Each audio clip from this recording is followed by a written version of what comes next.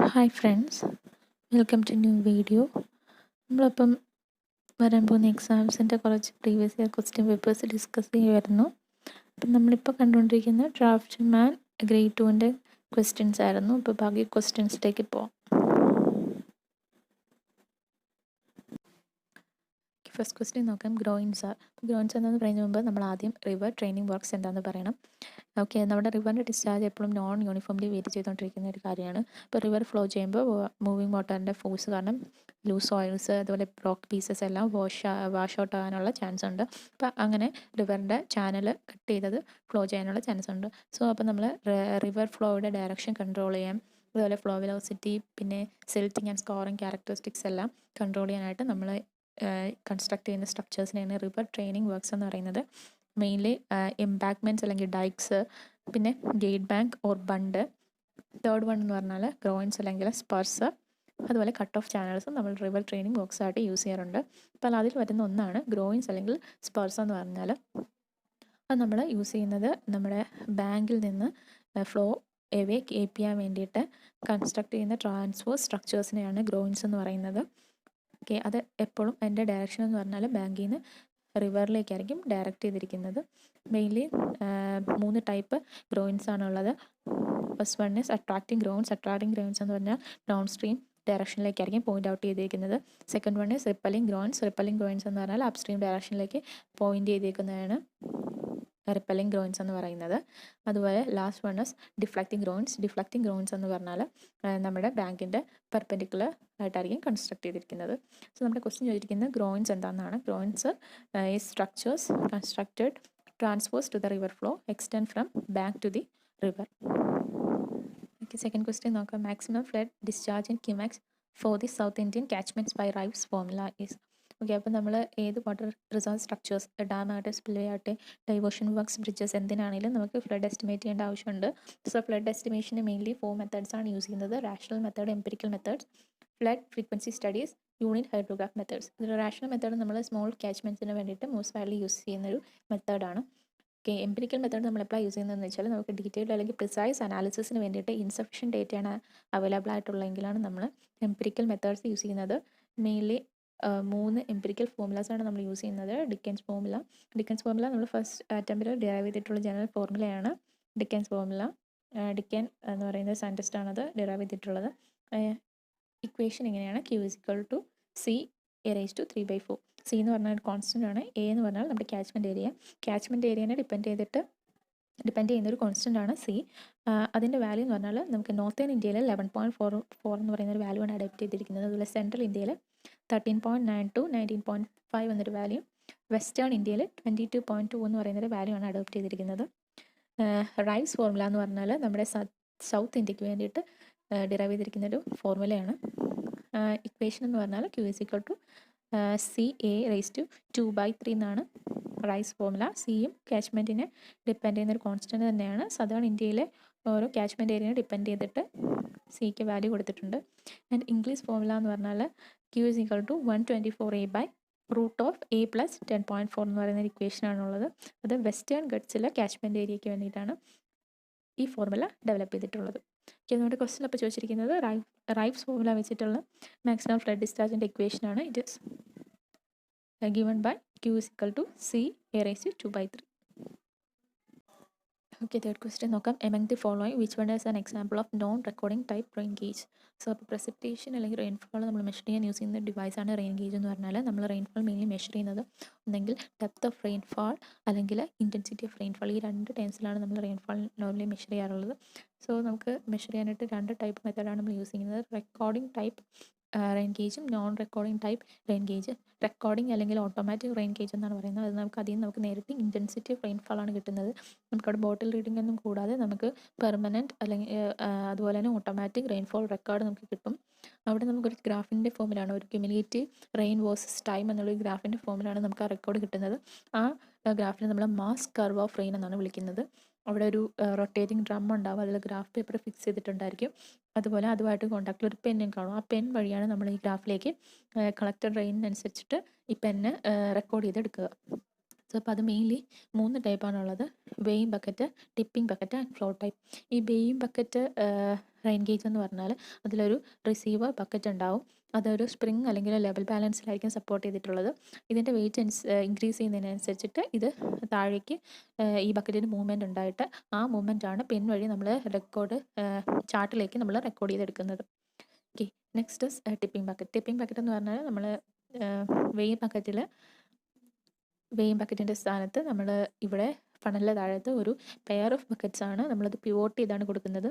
അതെങ്ങനെയാണ് യൂസ് ചെയ്യുന്നതെന്ന് വെച്ചാൽ, ഒരു ബക്കറ്റ് 0.25 mm റെയിൻഫാൾ കിട്ടുമ്പോൾ അത് ടിപ്പ് ചെയ്തിട്ട് ആ വാട്ടർ ഫുള്ള് താഴത്തെ വേറൊരു റിസർവോയറിലേക്ക് ഡിസ്ചാർജ് ആവുന്ന രീതിയിലാണ് നമ്മളത് സപ്പോർട്ട് ചെയ്ത് വെച്ചിരിക്കുന്നത്.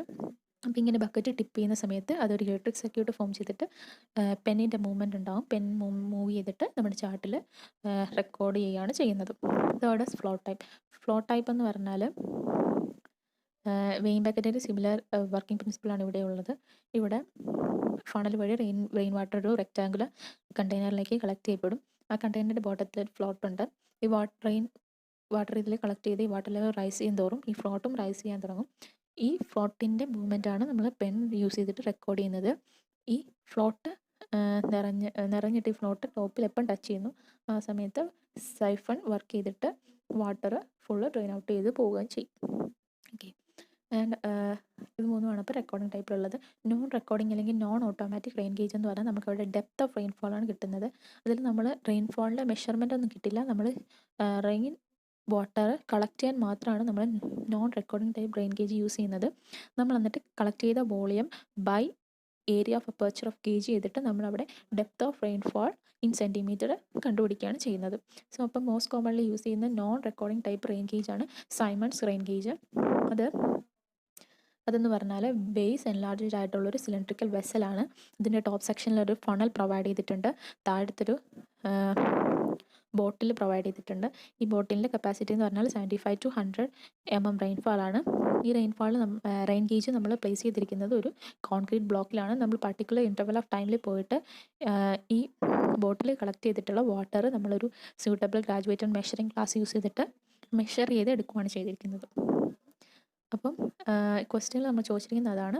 നോൺ റെക്കോർഡിംഗ് ടൈപ്പ് റെയിൻ ഗേജിന് example Symons rain gauge. Fourth question നോക്കാം. To prevent overtopping of a dam during the period of peak flood a sufficient margin is left between FRL and top of the dam. It is known as. So അപ്പോൾ അത് നമുക്ക് FRL എന്താണെന്നൊക്കെ നോക്കാം. നമുക്ക് നമ്മുടെ റിവറിന് across dam പോലെ ഒരു barrier construct ചെയ്യുകയാണെങ്കിൽ വാട്ടർ ആൻഡ് അപ്സ്ട്രീം സൈഡിൽ സ്റ്റോർ ചെയ്ത് ഒരു പൂൾ ഓഫ് വാട്ടർ ഫോം ചെയ്യും. അതിനപ്പോൾ ഇതിനെയാണ് നമ്മൾ ഡാം റിസർവോയർ അല്ലെങ്കിൽ വാട്ടർ സ്റ്റോറേജ് റിസർവോയർ എന്നൊക്കെ പറയുന്നത്. ഓക്കെ, അപ്പോൾ നമ്മൾ ഈ റിസർവോയറിന് നമ്മൾ കുറച്ച് കൺട്രോൾ ലെവൽസ് ഒക്കെ പ്രൊവൈഡ് ചെയ്തിട്ടുണ്ട്. അതിൽ ഫസ്റ്റ് വൺ ആണ് നമ്മളിപ്പോൾ ക്വസ്റ്റ്യനിൽ പറഞ്ഞിരിക്കുന്നത് FRL എന്ന് വെച്ചാൽ ഫുൾ റിസർവോയർ ലെവലാണ്. ഓക്കെ, അതെന്ന് വെച്ചാൽ സ്പിൽവേ ഡിസ്ചാർജ് ഒന്നും ഇല്ലെങ്കിൽ നമുക്ക് അവിടെ മെയിൻറ്റെയിൻ ചെയ്യാൻ പറ്റുന്ന ഹയസ്റ്റ് വാട്ടർ ലെവലാണ് FRL എന്ന് പറഞ്ഞാൽ.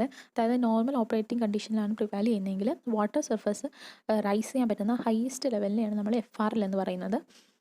Next is dead storage level അല്ലെങ്കിൽ മിനിമം പൂൾ ലെവൽ എന്ന് പറഞ്ഞാൽ ഓർഡിനറി കണ്ടീഷനാണ് പ്രിവൈൽ ചെയ്യുന്നതെങ്കിൽ നമുക്ക് വാട്ടർ വിഡ്രോ ചെയ്യാൻ പറ്റുന്ന ലോവസ്റ്റ് ലെവൽ, എത്ര ലോവസ്റ്റ് ലെവൽ വരെ നമുക്ക് വാട്ടർ വിഡ്രോ ചെയ്യാൻ പറ്റും അതിനെയാണ് മിനിമം പൂൾ ലെവൽ എന്ന് പറയുന്നത്.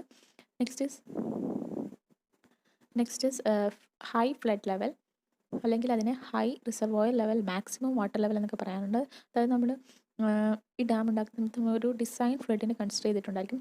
ആ ഡിസൈൻ ഫ്ലഡ് പാസ് ചെയ്ത് പോകുകയാണെങ്കിൽ അവിടെ അറ്റൈൻ ചെയ്യാൻ പറ്റുന്ന ചാൻസ് ഉള്ള ഏറ്റവും മാക്സിമം വാട്ടർ ലെവലിനെയാണ് നമ്മൾ ഹൈ ഫ്ലഡ് ലെവൽ എന്ന് പറയുന്നത്. ഓക്കെ, അപ്പോൾ ഈ സ്റ്റോറേജ് ലെവൽസിനെ ബേസ് ചെയ്തിട്ട് നമ്മൾ വേരിയസ് സ്റ്റോറേജ് സോൺസ് കൺസിഡർ ചെയ്യേണ്ട ആവശ്യമുണ്ട്. അപ്പം അതിൽ ഫസ്റ്റ് വൺ ആണ് നമ്മുടെ ഡെഡ് സ്റ്റോറേജ് ലെവൽ അല്ലെങ്കിൽ മിനിമം പൂൾ ലെവലിന് താഴെ ഹെൽഡ് ചെയ്ത് വെച്ചിരിക്കുന്ന ആ വോളിയം ഓഫ് വാട്ടർ. ആ വോളിയം ഓഫ് വാട്ടറിനെയാണ് നമ്മൾ ഡെഡ് സ്റ്റോറേജ് എന്ന് പറയുന്നത്.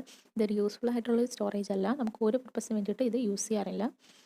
നെക്സ്റ്റ് നമ്മുടെ FRL അതായത് ഫുൾ റിസർവോയർ ലെവലിനും മിനിമം പൂൾ ലെവലിനും ഇടയ്ക്കുള്ള വോളിയം ഓഫ് വാട്ടർ, അതിനെയാണ് നമ്മൾ ലൈവ് സ്റ്റോറേജ് അല്ലെങ്കിൽ യൂസ്ഫുൾ സ്റ്റോറേജ് എന്ന് വിളിക്കുന്നത്. അതായത് നമുക്ക് ആക്ച്വലി അവൈലബിൾ ആയിട്ടുള്ള വോളിയം ഓഫ് വാട്ടർ എന്ന് പറഞ്ഞാൽ ഇത് ലൈവ് സ്റ്റോറേജ് ആണ്. നെക്സ്റ്റ് ഗ്രോസ് സ്റ്റോറേജ് എന്ന് പറഞ്ഞാൽ നമ്മുടെ ഈ ഡാമിൽ മൊത്തം കാണുന്ന ടോട്ടൽ സ്റ്റോറേജിനാണ് ഗ്രോസ് സ്റ്റോറേജ് എന്ന് പറയുന്നത്. അപ്പോൾ ലൈവ് സ്റ്റോറേജും ഡെഡ് സ്റ്റോറേജും എല്ലാം ഇതിൽ ഉൾപ്പെടും. നെക്സ്റ്റ് ഈസ് നമ്മുടെ ഈ ആ മാക്സിമം റിസർവോയർ ഫ്ലഡ് ലെവലും നമ്മുടെ ഡാമിൻ്റെ ടോപ്പ്, ആ ഡാമിൻ്റെ ടോപ്പും തമ്മിലുള്ള വെർട്ടിക്കൽ ഡിസ്റ്റൻസിനെയാണ് നമ്മൾ ഫ്രീ ബോർഡ് എന്ന് പറയുന്നത്. ഫ്രീ ബോർഡ് എന്ന് പറഞ്ഞാൽ ഒരു മെഷർ ഓഫ് സേഫ്റ്റി പോലെ യൂസ് ചെയ്യുന്നതാണ്. അത് എന്തിനാണെന്ന് വെച്ചാൽ നമുക്ക് ഡാമിൻ്റെ ഓവർ ടോപ്പിംഗ് പ്രിവെൻറ്റ് ചെയ്യാനായിട്ടാണ് നമ്മൾ കൊടുക്കുന്നത്. ഓവർ ടോപ്പിംഗ് പ്രിവെൻറ്റ് ചെയ്യുക എന്ന് പറഞ്ഞാൽ വാട്ടർ ഡാമിൻ്റെ ടോപ്പിൽ നിന്ന് സ്പിൽ ഔട്ട് ചെയ്ത് പോകുന്നതിനാണ് ഓവർ ടോപ്പിംഗ് എന്ന് പറയുന്നത്. അപ്പോൾ അത് പ്രിവെൻറ്റ് ചെയ്യാനായിട്ട് നമ്മൾ കൊടുക്കുന്ന ഒരു സേഫ്റ്റി മെഷറാണ് ഫ്രീ ബോർഡ് എന്ന് പറയുന്നത്. സോ ഇപ്പോൾ നമ്മുടെ ക്വസ്റ്റ്യനിൽ ചോദിച്ചിരിക്കുന്നത് അത് തന്നെയാണ്, to prevent over topping of dam. Okay, അതെന്ന് പറഞ്ഞാൽ free board. Okay, next question നോക്കാം. Canal escapes are. ഇപ്പോൾ കനാൽ എസ്കേപ്സ് എന്താണെന്നാണ് ചോദിച്ചിരിക്കുന്നത്. കനാൽ എസ്കേപ്സിൻ്റെ വേറൊരു പേരാണ് സർപ്ലസ് വാട്ടർ എസ്കേപ്സ് എന്ന്.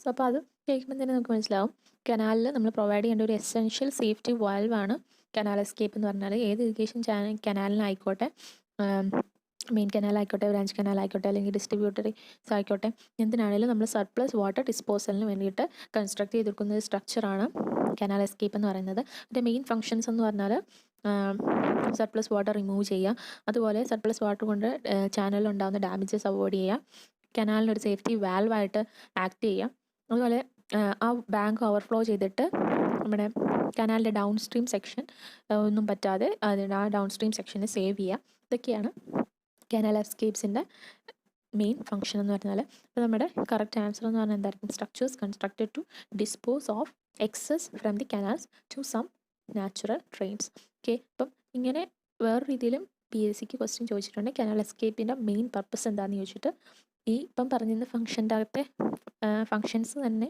ഓപ്ഷൻസ് ആയിട്ട് വന്നിട്ട് ചോദിച്ചിട്ടുണ്ട്. അപ്പോൾ കറക്റ്റ് ആൻസർ എന്ന് പറഞ്ഞാൽ സർപ്ലസ് വാട്ടർ റിമൂവ് ചെയ്യുക എന്നുള്ളത് തന്നെയാണ്. Okay, next question is capacity factories. അപ്പം നമ്മുടെ കനാൽ നമ്മൾ മാക്സിമം ഡിസ്ചാർജ് കപ്പാസിറ്റിക്ക് വേണ്ടിയിട്ടായിരിക്കും ഡിസൈൻ ചെയ്യുന്നത്. സോ ആക്ച്വലി അത് മാക്സിമം കപ്പാസിറ്റിയിൽ എപ്പോഴും റൺ ചെയ്യണമെന്നില്ല. ഓക്കെ, അപ്പം നമുക്കപ്പോഴൂടെ ആ മെയിൻ സപ്ലൈ, ആ ഫുൾ സപ്ലൈയും കൂടെയുള്ള റേഷ്യോനെയാണ് നമ്മൾ കപ്പാസിറ്റി ഫാക്ടർ എന്ന് വിളിക്കുന്നത്. അതായത് average discharge by full supply discharge, അതിനാണ് കപ്പാസിറ്റി ഫാക്ടർ എന്ന് പറയുന്നത്. സോ നമ്മുടെ കറക്റ്റ് ഓപ്ഷൻ എന്ന് പറഞ്ഞാൽ the ratio of average discharge of a canal at any point two the full supply discharge at the same point, അതാണ് capacity factor. നമ്മൾ ഒരു ratio കൂടെ അറിഞ്ഞിരിക്കേണ്ടതുണ്ട്. ഇപ്പോൾ നമ്മൾ ഈ കനാൽ ഓപ്പൺ ആക്കി വെക്കാനുള്ള ആ ടോട്ടൽ നമ്പർ ഓഫ് ഡേയ്സ് ആണ് നമ്മൾ ബേസ് പീരീഡ് ആയിട്ട് കൺസിഡർ ചെയ്യുന്നത്. ഓക്കെ, അപ്പോൾ ശരിക്കും അത്രയും ഡേയ്സ് നമുക്ക് കനാൽ ഓപ്പൺ ചെയ്ത് വെക്കേണ്ട ആവശ്യം വരാറില്ല. സോ അപ്പോൾ ആ റേഷ്യോ, അതിനാണ് നമ്മൾ ടൈം ഫാക്ടർ എന്ന് പറയുന്നത്. നമ്മൾ ശരിക്കും ഓപ്പൺ ചെയ്ത് വെച്ച ദിവസം ബൈ ആ ടോട്ടൽ പീരീഡ്, അതായത് number of days the canal practically kept open by number of days the canal was design to kept open, ഇതിനെയാണ് ടൈം ഫാക്ടർ എന്ന് പറയുന്നത്. അതും കൂടെ ഒന്ന് ഓർത്ത് വയ്ക്കുക. Okay, next question. The curve generated by a point on the circumference of a circle which rolls without slipping along a straight line is called. So, ഇപ്പോൾ engineering curves mainly 5 ആയിട്ടാണ് classify ചെയ്തിരിക്കുന്നത്. Conics, cycloidal curves, involute, spiral and helix. So അപ്പോൾ അതിൻ്റെ അകത്ത് ഒരു curve വേറെ കർവിൻ്റെ പുറത്തുകൂടെ സ്ലിപ്പ് ചെയ്യാതെയോ സ്ലൈഡ് ചെയ്യാതെയൊക്കെ റോൾ ചെയ്ത് പോവുകയാണെങ്കിൽ അങ്ങനെ ക്രിയേറ്റ് ചെയ്യുന്ന പാത്തിനെ നമ്മൾ റോളറ്റ് എന്നാണ് പറയുന്നത്. സോ അതിൽ ആ റോളിങ് കർവ് ഒരു സർക്കിളും അത് റോൾ ചെയ്ത് പോകുന്ന പാത്ത് ഒരു സ്ട്രെയിറ്റ് ലൈനോ ഒരു സർക്കിളോ ആണെങ്കിലാണ് നമ്മളതിനെ സൈക്ലോയിഡൽ ഗ്രൂപ്പ് ഓഫ് കർവ്സ് എന്ന് പറയുന്നത്. സോ അപ്പോൾ അതിൽ ഈ റോളിങ് കർവ് സർക്കിളും ആ പാത്ത് ഒരു സ്ട്രെയിറ്റ് ലൈനുമാണ്. അതായത് ഒരു സർക്കിൾ സ്ലിപ്പ് ചെയ്യാതെയോ സ്ലൈഡ് ചെയ്യാതെയോ ഒരു സ്ട്രെയിറ്റ് ലൈനിൽ മൂവ് ചെയ്യുകയാണെങ്കിൽ അവിടെ ഉണ്ടാകുന്ന ആ പാത്തിനെ നമ്മൾ വിളിക്കുന്ന പേര് സൈക്ലോയിഡ് എന്നാണ്. നമ്മുടെ ക്വസ്റ്റ്യനകത്ത് ചോദിച്ചിരിക്കുന്നത് അത് തന്നെയാണ്. Curve generated by a point on circumference of a circle which rolls without slipping along a straight line. ആ സർക്കിളിൻ്റെ സർക്കംഫറൻസിലായിരിക്കണം ആ പോയിന്റ്. So answer is cycloid. Okay, ഇപ്പം നമ്മുടെ ആ പോയിന്റ്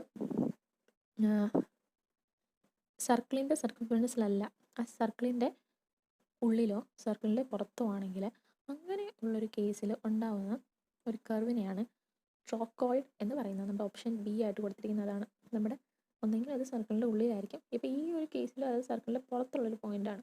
അപ്പോൾ നമ്മുടെ സർക്കിളിൻ്റെ പുറത്തുള്ളൊരു പോയിന്റ് കൺസിഡർ ചെയ്യുകയാണെങ്കിൽ അപ്പോൾ ആ സർക്കിൾ മൂവ് ചെയ്യുമ്പോൾ റോൾ ചെയ്യുമ്പോൾ ഉണ്ടാകുന്ന ആ പാത്തിനെ നമ്മൾ ട്രോക്കോയിഡ് എന്നാണ് പറയുന്നത്. ഓക്കെ, ഇൻവല്യൂട്ട് എന്ന് പറഞ്ഞാൽ നമ്മളിപ്പോൾ പറഞ്ഞത് എന്താ, ഒരു സ്ട്രെയിറ്റ് ലൈനിൽ കൂടെ ഒരു സർക്കിൾ റോൾ ചെയ്ത് പോവുകയാണ്. ഇപ്പോൾ തിരിച്ച് ഒന്ന് കൺസിഡർ ചെയ്ത് നോക്കാം. ഒരു സർക്കിളിൻ്റെ ചുറ്റോ അല്ലെങ്കിൽ ഒരു പോളിഗണിൻ്റെ ചുറ്റും ഒരു സ്ട്രെയിറ്റ് ലൈൻ റോൾ ചെയ്തെടുക്കുവാണ്. അപ്പോൾ അങ്ങനെ റോൾ ചെയ്തെടുക്കുന്ന സമയത്ത് ആ സ്ട്രെയിറ്റ് ലൈനിൽ ഒരു പോയിന്റ് നമ്മൾ കൺസിഡർ ചെയ്യുകയാണെങ്കിൽ അത് ട്രേസ് ചെയ്യുന്ന പോയിന്റ് അത് ട്രേസ് ചെയ്യുന്ന പാത്ത് ഓക്കെ അതാണ് ഇൻവല്യൂട്ട് എന്ന് പറയുന്നത്.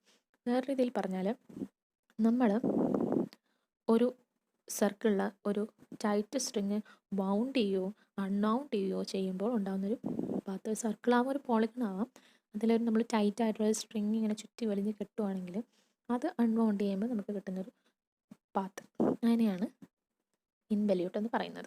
ഓക്കെ, ഇനി സ്പൈറൽ എന്താണെന്ന് ചോദിച്ചാൽ നമ്മളിപ്പം ഒരു സ്ട്രെയിറ്റ് ലൈൻ ഒരു നീഡിൽ കൺസിഡർ ചെയ്യുകയാണെന്ന് വെച്ചാൽ ഒരു സ്ട്രെയിറ്റ് ലൈൻ പോലെ എക്സാമ്പിളായിട്ട് നീഡിൽ കൺസിഡർ ചെയ്യാം. അത് ഒരു പ്ലെയിനിൽ ഇങ്ങനെ റൊട്ടേറ്റ് ചെയ്യണം, about one of its end ഇങ്ങനെ റൊട്ടേറ്റ് ചെയ്തുകൊണ്ടിരിക്കുകയാണ്.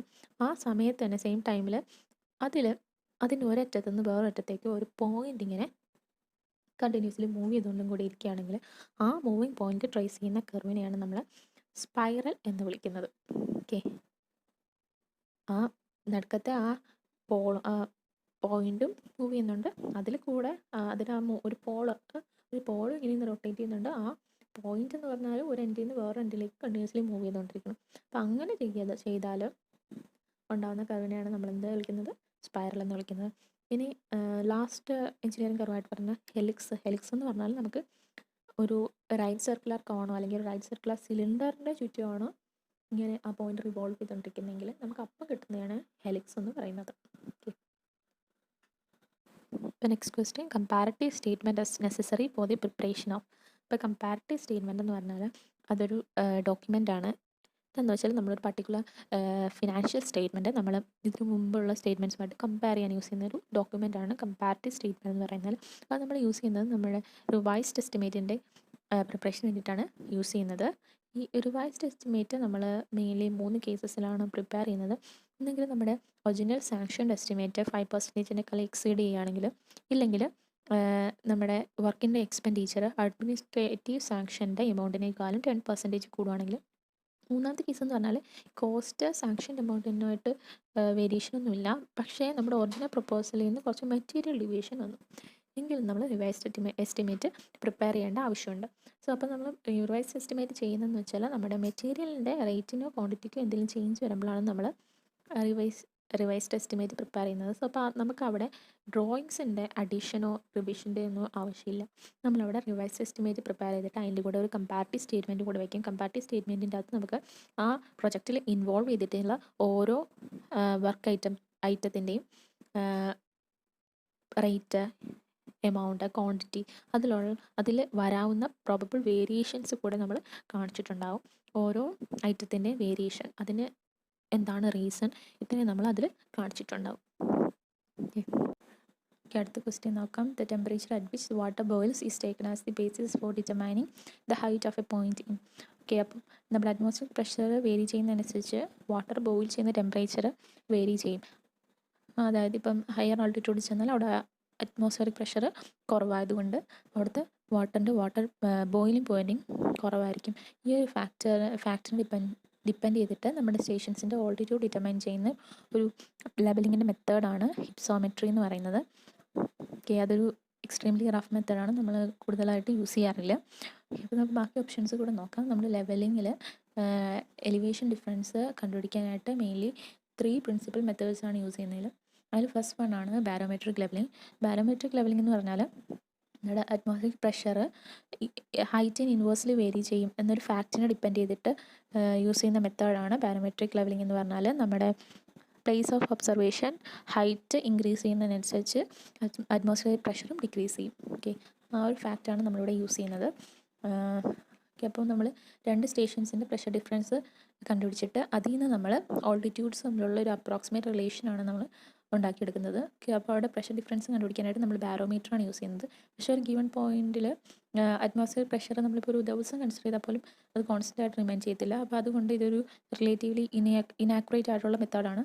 റഫ് മെത്തേഡ് ആയതുകൊണ്ട് നമ്മൾ എക്സ്പ്ലോറേറ്ററി അതുപോലെ റെക്കഗ്നൈസൻസ് സർവേക്ക് മാത്രമേ ഇത് യൂസ് ചെയ്യാറുള്ളൂ. സെക്കൻഡ് മെത്തേഡാണ് സ്പിരിറ്റ് അല്ലെങ്കിൽ ഡയറക്റ്റ് ലെവലിംഗ് എന്ന് പറയും. നമ്മളവിടെ 2 അഡ്ജസൻറ്റ് പോയിൻറ്റ്സിൻ്റെ ഡിഫറൻസ് ഇൻ എലിവേഷൻ കണ്ടുപിടിക്കാനായിട്ട് ഒരു ഹൊറിസോണ്ടൽ ലൈൻ വിത്ത് റെസ്പെക്ട് ആയിട്ട് വെർട്ടിക്കൽ ഡിസ്റ്റൻസ് ആണ് നമ്മൾ മെഷർ ചെയ്തെടുക്കുന്നത്. ഇവിടെ ഹൊറിസോണ്ടൽ പ്ലെയിൻ നമ്മൾ എസ്റ്റാബ്ലിഷ് ചെയ്യാനായിട്ട് നമ്മൾ യൂസ് ചെയ്യുന്നത് സ്പിരിറ്റ് ലെവലാണ്. സ്പിരിറ്റ് ലെവലിൻ്റെ കൂടെ ഒരു സൈറ്റിംഗ് ഡിവൈസും കൂടെ കമ്പൈൻ ചെയ്തിട്ട് ആണ് നമ്മൾ വെർട്ടിക്കൽ ഡിസ്റ്റൻസ് ഒബ്സർവ് ചെയ്യുന്നത്. ഇത് ഈ എലിവേഷൻ ഡിറ്റർമൈൻ ചെയ്യാനായിട്ടുള്ള മോസ്റ്റ് പ്രിസൈസ് മെത്തേഡാണ് ലെവലിങ്ങിൽ. എഞ്ചിനീയേഴ്സ് എല്ലാം മോസ്റ്റ് കോമൺലി യൂസ് ചെയ്യുന്ന മെത്തേഡും സ്പിരിറ്റ് അല്ലെങ്കിൽ ഡയറക്റ്റ് ലെവലിംഗ് തന്നെയാണ്. സോ അപ്പോൾ നമ്മൾ സ്പിരിറ്റ് ലെവലിങ്ങിൽ കുറച്ച് സ്പെഷ്യൽ മെത്തേഡ്സ് ഒക്കെ ഉണ്ട്. Differential levelling, profile levelling, cross sectioning, reciprocal levelling, precise levelling. Okay, അതിൽ നമ്മുടെ ഓപ്ഷനിൽ പറഞ്ഞിട്ടുള്ളത് പ്രിസൈസ് ലെവലിംഗ് ആണ്. പ്രിസൈസ് ലെവലിംഗ് നമ്മൾ യൂസ് ചെയ്യുന്നത് ഹൈ ഡിഗ്രി ഓഫ് പ്രിസിഷൻ വേണ്ട സമയത്താണ് നമ്മൾ പ്രിസൈസ് ലെവലിംഗ് യൂസ് ചെയ്യുന്നത്. ഓക്കെ, അപ്പം നമ്മൾ ഈ ഗ്രേറ്റ് ആക്യുറസിയിൽ നമ്മൾ ബെഞ്ച് മാർക്കൊക്കെ എസ്റ്റാബ്ലിഷ് ചെയ്യേണ്ട സമയത്തൊക്കെ നമ്മളിത് യൂസ് ചെയ്യാറുണ്ട്. ഓക്കെ, അപ്പം നമുക്കവിടെ എല്ലാ തരത്തിലുള്ള സോഴ്സസ് ഓഫ് എറേഴ്സും എലിമിനേറ്റ് ചെയ്യേണ്ടതായിട്ടുള്ളത് കൊണ്ട് നമ്മൾ സ്പെഷ്യൽ എക്യുപ്മെൻറ്റ്സും പ്രിക്വേഷൻസ് ഒക്കെയാണ് നമ്മളവിടെ യൂസ് ചെയ്യുന്നത്. Okay, third method of levelling ആണ് ട്രിഗണോമെട്രിക്കൽ ലെവലിംഗ് അല്ലെങ്കിൽ ഇൻഡയറക്റ്റ് ലെവലിംഗ് എന്ന് പറയും. അതെന്ന് പറഞ്ഞാൽ നമ്മൾ ഫീൽഡിൽ മെഷർ ചെയ്ത വെർട്ടിക്കൽ ആംഗിൾസിൻ്റെയും ഹൊറിസോണ്ടൽ ഡിസ്റ്റൻസിൻ്റെയും യൂസ് ചെയ്തിട്ട് നമ്മൾ എലിവേഷൻസ് കമ്പ്യൂട്ട് ചെയ്തെടുക്കുകയാണ് ചെയ്യുന്നത്. ഓക്കെ, അപ്പം നമ്മളിവിടെ മെയിൻലി വെർട്ടിക്കൽ ആംഗിൾസ് മെഷർ ചെയ്യാനായിട്ട് തിയോഡലൈറ്റാണ് യൂസ് ചെയ്യാറ്. ഹൊറിസോണ്ടൽ ഡിസ്റ്റൻസ് നമ്മൾ ഒന്നെങ്കിൽ മെഷർ ചെയ്തെടുക്കും അല്ലെങ്കിൽ കമ്പ്യൂട്ട് ചെയ്തെടുക്കുകയാണ് ചെയ്യുന്നത്. ഓക്കെ, ഈ സെക്ഷൻ ലാസ്റ്റ് ക്വസ്റ്റ്യൻ നോക്കാം. A waste from the manufacture of pig iron is used for which cement? Okay, അപ്പം നമ്മൾ ഈ അയൺ ഇൻഡസ്ട്രിയിൽ അയൺ ഓറിൽ നിന്ന് നമ്മൾ അയൺ എക്സ്ട്രാക്ട് ചെയ്യുന്ന സമയത്ത് കിട്ടുന്നൊരു ഇംപ്യൂർ അയൺ ആണ് പിഗ് അയൺ എന്ന് പറഞ്ഞാൽ. ശരിക്കും പറഞ്ഞാൽ നമ്മൾ അയൺ ഓർ സ്മെൽറ്റ് ചെയ്യുന്ന സമയത്ത് കിട്ടുന്നൊരു ഇൻ്റർമീഡിയറ്റ് പ്രൊഡക്റ്റ് എന്ന് പറയും. കാരണം നമ്മൾ അയൺ ഹൈ കാർബൺ ഫ്യൂവലായിട്ട് ബ്ലാസ്റ്റ് ഫർണസിൽ ബേൺ ചെയ്യുന്ന സമയത്ത് നമുക്ക് നല്ല ഹൈ കാർബൺ കണ്ടൻറ്റുള്ള ഒരു ബ്രിട്ടിലായിട്ടുള്ളൊരു അയൺ കിട്ടുന്നതാണ് പിഗ് അയൺ എന്ന് പറഞ്ഞാൽ. അതിൽ ശരിക്കും പറഞ്ഞാൽ അയണിൻ്റെ കൂടെ തന്നെ ഒത്തിരി ഇമ്പ്യൂരിറ്റീസ് ഉണ്ട്. സിലിക്ക അതുപോലെ കുറേ കോൺസ്റ്റിറ്റ്യുവൻസ് ഉണ്ട്, കുറേ ഇമ്പ്യൂരിറ്റീസ് ഉണ്ട്. അതുകൊണ്ട് ബ്രിട്ടിലുമാണ് അത്. അതുകൊണ്ട് നമുക്കതിനെ ഡയറക്റ്റ്ലി യൂസ് ചെയ്യാൻ പറ്റാറില്ല.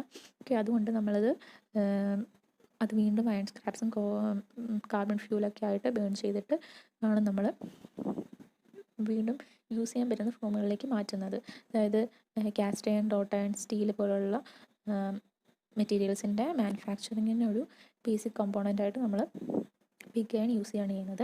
അപ്പം ഇതിൽ നിന്ന് കുറച്ച് ഓർത്തിരിക്കേണ്ട കാര്യം എന്ന് പറഞ്ഞാൽ ഇതിന് യൂസ് ചെയ്യുന്ന ഫർണസ് ഏതാണ്? ഫർണസ് നമ്മൾ യൂസ് ചെയ്യുന്ന ബ്ലാസ്റ്റ് ഫർണസ് ആണ്. പിഗ് അയണിൻ്റെ മാനുഫാക്ചറിങ്ങിന് യൂസ് ചെയ്യുന്ന ഫർണസ് ഏതാണെന്ന് കുറേ ക്വസ്റ്റ്യനുകൾ ചോദിച്ചിട്ടുണ്ട്. അതുപോലെ തന്നെ നമ്മൾ പറഞ്ഞ കുറേ varieties of pig ions form ചെയ്യാറുണ്ട് നമ്മൾ ഈ കാർബൺ കണ്ടൻറ്റ് വേരി ചെയ്യുന്നതനുസരിച്ചിട്ട്. സോ അപ്പോൾ അത് വേരി ചെയ്യുന്നതനുസരിച്ച് ആ കാർബൺ കണ്ടൻറ്റ് വേരി ചെയ്യുന്നതനുസരിച്ചാണ് നമ്മൾ ഡിഫറെൻറ്റ് ടൈപ്സ് ഓഫ് അയണും നമ്മൾ പ്രൊഡ്യൂസ് ചെയ്യുന്നത്. അപ്പം അത് ഏതൊക്കെ പിഗ് അയൺസ് യൂസ് ചെയ്തിട്ടാണ് ഓരോ ടൈപ്പ് ഓഫ് അയൺസ് മാനുഫാക്ചർ ചെയ്യുന്നതെന്നും ക്വസ്റ്റ്യൻ വന്നിട്ടുണ്ട്. അവിടെ അതിൽ ബെസമർ പിഗ് യൂസ് ചെയ്തിട്ടാണ് നമ്മൾ സ്റ്റീൽ മാനുഫാക്ചർ ചെയ്യുന്നത്. അതുപോലെ ഗ്രേ ഓർ ഫൗണ്ടറി പിഗ് നമ്മൾ യൂസ് ചെയ്യുന്നത് കാസ്റ്റ് അയൺ മാനുഫാക്ചർ ചെയ്യാനാണ്. White or fruit pig use ചെയ്തിട്ടാണ് റോട്ട് അയൺ മാനുഫാക്ചർ ചെയ്യുന്നത്. മോട്ടലിൻ്റെ പിഗ് നമ്മൾ യൂസ് ചെയ്യുന്നത് ഹെവി ഫൗണ്ടറി കാസ്റ്റിങ്ങിന് വേണ്ടിയിട്ടാണ്. ഓക്കെ, അപ്പോൾ അതിൽ നിന്ന് പിന്നെ ഓർത്തിരിക്കാനുള്ള ഒരു കാര്യം എന്ന് പറഞ്ഞാൽ നമ്മൾ ഇങ്ങനെ ബ്ലാസ്റ്റ് ഫർണസിൽ പിഗ് അയൺ മാനുഫാക്ചർ ചെയ്യുന്ന സമയത്ത് അവിടെ ഉണ്ടാകുന്ന ഒരു നോൺ മെറ്റാലിക് ബൈ പ്രൊഡക്റ്റാണ്, ഒരു വേസ്റ്റാണ് ബ്ലാസ്റ്റ് ഫർണസ് സ്ലാഗ് എന്ന് പറയുന്നത്. ഓക്കെ, അപ്പോൾ ഇതും കുറേ ക്വസ്റ്റ്യൻസിൽ ചോദിച്ചിട്ടുള്ളതാണ്. അപ്പം ബ്ലാസ്റ്റ് ഫർണസ് സ്ലാഗ് നമ്മൾ മെയിൻലി യൂസ് ചെയ്യുന്നത് സിമെൻറ്റ് പ്രൊഡക്ഷനിൽ റോ മെറ്റീരിയലായിട്ട് യൂസ് ചെയ്യാറുണ്ട്, ലൈറ്റ് വെയിറ്റ് അഗ്രിഗേറ്റായിട്ട് യൂസ് ചെയ്യാറുണ്ട്, ഇൻസുലേറ്റിംഗ് മെറ്റീരിയൽസ് ആയിട്ടൊക്കെ യൂസ് ചെയ്യാറുണ്ട്. സോ അപ്പോൾ ഇവിടെ ക്വസ്റ്റ്യനിൽ നമുക്ക് ചോദിച്ചിരിക്കുന്നത് പിഗ് അയൺ മാനുഫാക്ചർ ചെയ്യുമ്പോൾ കിട്ടുന്ന വേസ്റ്റ് ഏത് സിമെൻറ്റിൻ്റെ മാനുഫാക്ചറിന് വേണ്ടിയാണ് യൂസ് ചെയ്യുന്നത്. സോ അപ്പോൾ ഈ ബ്ലാസ്റ്റ് ഫർണസ് സ്ലാഗ് യൂസ് ചെയ്തിട്ട് നമ്മൾ ഉണ്ടാക്കുന്ന സിമെൻറ്റിൻ്റെ പേര് blast furnace slag cement. Okay, അപ്പോൾ ഈ സെക്ഷൻ കഴിഞ്ഞു. വീഡിയോ ഇഷ്ടപ്പെടുമെങ്കിൽ ലൈക്ക് ചെയ്യുക, സബ്സ്ക്രൈബ് ചെയ്യുക. Thank you.